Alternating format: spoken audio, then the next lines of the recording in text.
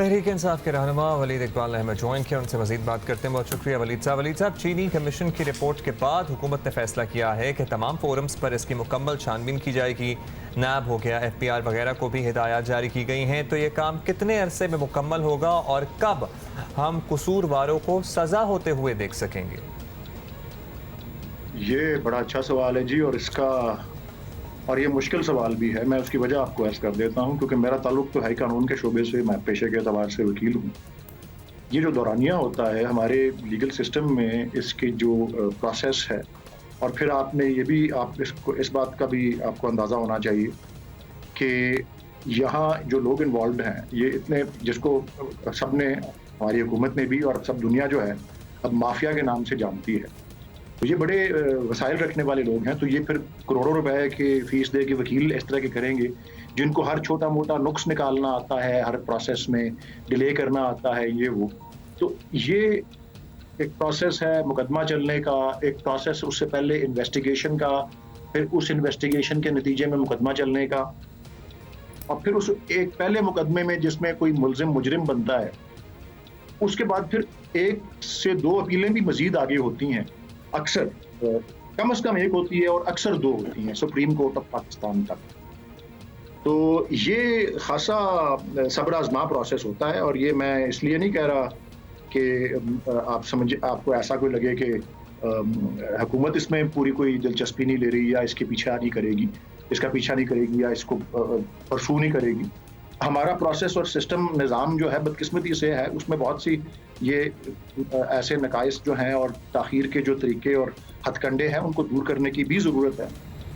اچھا ولید صاحب، آبویسلی یہی سسٹم تو بدلنا ہے، ورنہ تو اتنی چیزیں بیچ میں آ جاتی ہیں کہ وہ رپورٹ کہاں آئی، اس کی فائنڈنگز کدھر گئیں، یہ سارے یہ گم بھی جاتی ہیں، اور پھر لوگ پوچھنا بھی بھول جاتے ہیں، اور پریسنگ پرابلمز آ جاتی ہیں۔ آپ نے کارروائی کے لیے کام تو مختلف اداروں کو دے دیا، لیکن جن لوگوں کے نام فورینزک رپورٹ میں آئے ہیں انہیں ای سی ایل پر تو حکومت ہی ڈال سکتی ہے، تو وہ کام تو آپ لوگ کر ہی سکتے تھے۔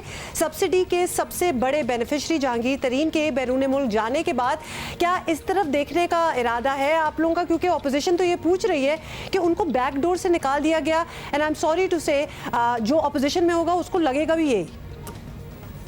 میرے خیال میں ابھی یہ ایسا سٹیج آیا نہیں ہے، ابھی مقدمے شروع نہیں ہوئے، اور پھر ای سی ایل والا معاملہ بھی کبھی کبھار تو یہ ایسا ہوتا ہے کہ بڑا واضح اور بڑا کلیئر ہوتا ہے کہ کوئی شخص جو ہے وہ مقدمے کا سامنا کر رہا ہے، اور اس میں توقع اور امکان یہ ہے، خدشہ یہ ہے کہ وہ عدالت کی پہنچ سے باہر چلا جائے گا اور ملک کو چھوڑ دے گا یا ملک سے روانہ ہو جائے گا۔ تو ان کیسوں میں ای سی ایل کا باقاعدہ ایک قانون ہے، ایک طریقے سے اس کو لوگوں کو اس پہ ڈالا جاتا ہے۔ اس میں بھی کوئی کمی بیشی ہو جائے تو لوگ عدالت سے ریلیف لے کے اپنا نام ای سی ایل سے ہٹوا دیتے ہیں، اتروا دیتے ہیں کہ جی یہ غلط کیا گیا، یا جاتی ہوئی ہے، یا ہمارے حقوق کو ٹھیک طرح سے جو ہے وہ اس میں اس کا خیال نہیں رکھا گیا۔ تو اس لیے یہ معاملہ میرے نزدیک ابھی تک فی الحال جو ہے وہ تھوڑا سا قبل از وقت ہے۔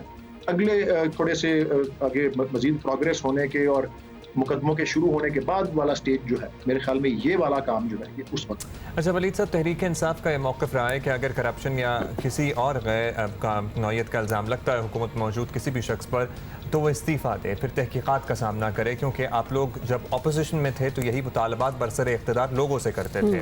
خسرو بختیار ہوں یا وزیر اعلیٰ بزدار، ایسی کوئی پالیسی ان کے لیے نہیں ہے اب؟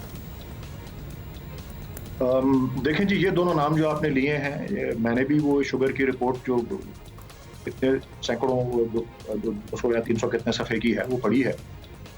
ان دونوں افراد کا جہاں تک آپ نے نام لیا ہے، ان کا تو اس رپورٹ کا جہاں تک تعلق ہے، اس کے اندر جو تفتیشی یا جو انکشافات یا جو بھی فائنڈنگز ہیں، اس کی جن حقائق تک وہ پہنچی ہے، اس میں واضح طور پہ نہ تو کوئی غلط کاری کا الزام یا رانگ ڈوئنگ جس کو آپ انگریزی میں کہیں گے، کسی جرم کا ارتکاب کا الزام خسرو بختیار صاحب پہ لگایا گیا ہے، اور نہ ہی جو ہے ایسا کوئی الزام عثمان بزدار صاحب پہ لگایا گیا ہے۔ اس جو رپورٹ کے جو متن ہے اور اس رپورٹ کی جو فائنڈنگز ہیں ان کے حوالے سے یہ اپوزیشن والے کو اس طرح کا شور مچا رہے ہیں، لیکن فیکٹس آر فیکٹس، اور جو بات کمیشن نے کی ہے وہ تو ریکارڈ پہ ہے اور تحریری صورت پہ ریکارڈ ہے۔ वलीद साहब बहुत बहुत शुक्रिया। वलीद इकबाल साहब हमसे बात कर रहे थे। बगैर इल्म में आए हुए उनके ज़ाहिर है उनकी मर्जी और मंशा से ही सारा तमाम मामला अप्रूव हुआ था ना सब्सिडी वाला, और जब नाम किसी जिम्मेदारी तो उन्हीं पर आयद होती है। और इल्ज़ाम नो इल्ज़ाम मतलब ऑब्वियसली कौन सी अभी कोई निकल आया है कि जी यही थे या नहीं थे, लेकिन for the clarity of independent investigation आप निकाल भी सकते हो। ये मुतालबा तो आप लोग पहले करते भी रहे हैं। Anyway absolutely.